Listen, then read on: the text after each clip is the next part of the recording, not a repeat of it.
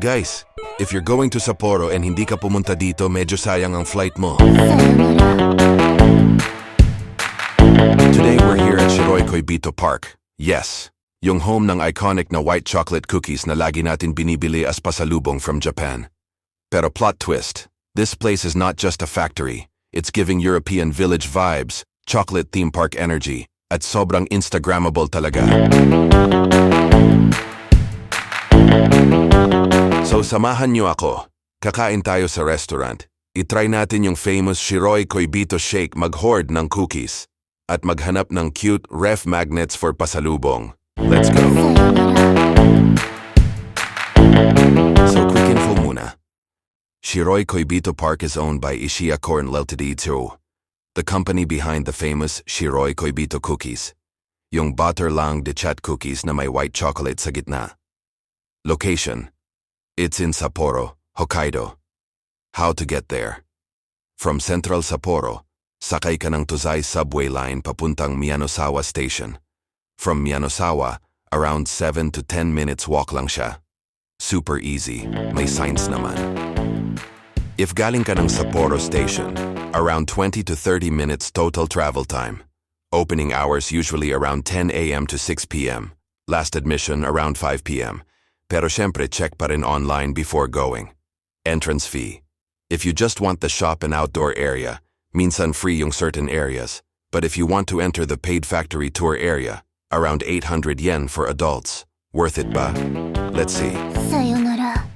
Pagpasok pa lang sa park, parang wala ka na sa Japan. It literally looks like a European fairy tale town. May brick buildings, fountain sa gitna, may clock tower, and depending on the season, may flowers or snow na sobrang aesthetic. Ang daming photo spots. May heart-shaped decor. Chocolate-themed statues. Cute little houses. Yung malaking fountain area. Kung content creator ka, or mahilig ka sa IG photos, this place is low effort, high aesthetic. Hindi mo na kailangan maghanap ng anggulo. Kahit saan ka tumayo, ang cute. Medyo giving Switzerland vibes. Okay, so we went inside the restaurant area. Meron silang cafe and restaurant na overlooking the park. Ang vibe sa loob?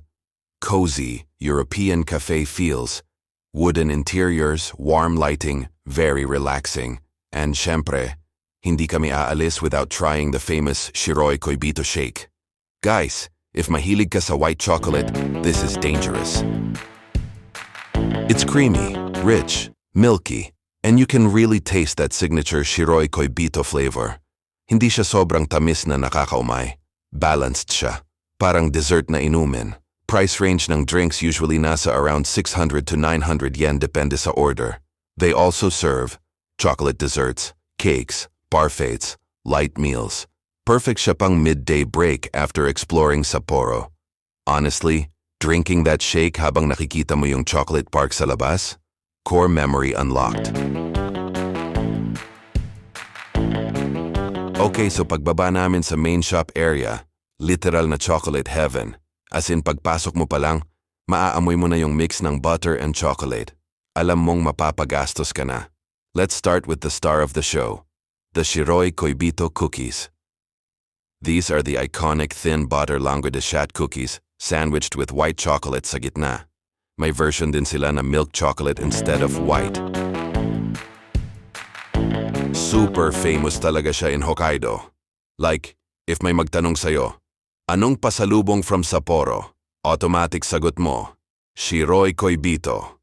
May iba't ibang box sizes. Small boxes for quick pasalubong, medium boxes pang office, big boxes pang flex ko galing ako Japan vibes, and guys, ang packaging, premium, blue, elegant, very classy.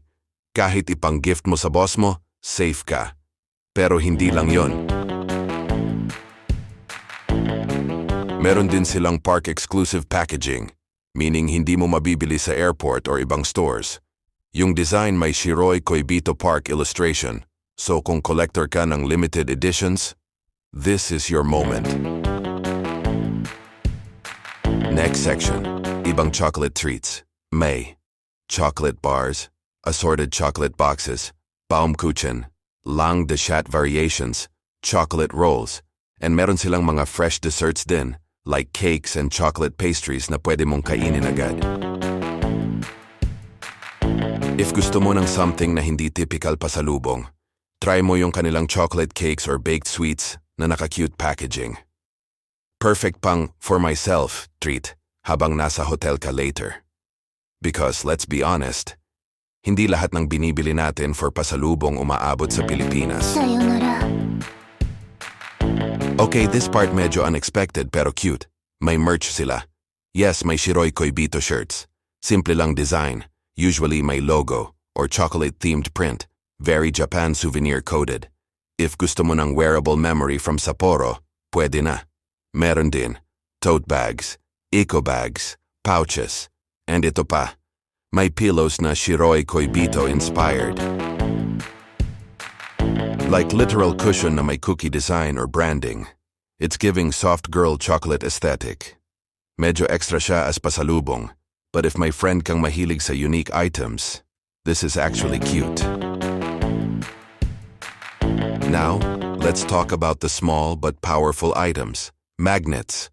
Ang dami nilang ref magnets, chocolate-shaped magnets, park illustration magnets, Sapporo-themed magnets, and affordable siya compared sa big boxes of cookies. So if budget traveler ka, pero gusto mo pa rin ng souvenir, magnets are the move. We got a few kasi tradition na namin to collect magnets from every country or city we visit. Maliit lang siya, but every time makita mo sa ref, instant throwback sa trip. They also have keychains, mini figurines, stationery, chocolate-themed pens, so kahit student ka, may mabibili ka. Ito yung pinaka-dangerous part. Meron silang items na exclusive lang sa park. Hindi mo siya basta mabibili sa convenience store or airport. Some examples: special edition cookie tins, seasonal chocolate designs, park-only gift boxes, themed sweets with unique packaging. Minsan may seasonal releases depending if winter, spring, or holiday season. So if first time mo here, I suggest mag-ikot ka muna before bumili agad. Check mo lahat ng sections. Baka may makita kang mas bet mo. Sayonara. Let's be real. Shiroi Koibito is not the cheapest pasalubong in Japan. Medyo premium pricing siya.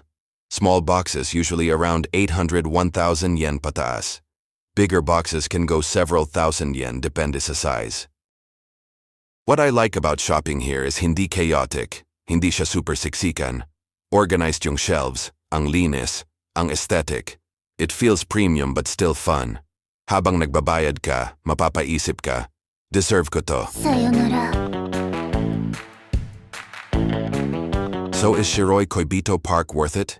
If you're visiting Sapporo, especially first time mo in Hokkaido, yes. It's not a full-day theme park, but it's a perfect half-day chill spot.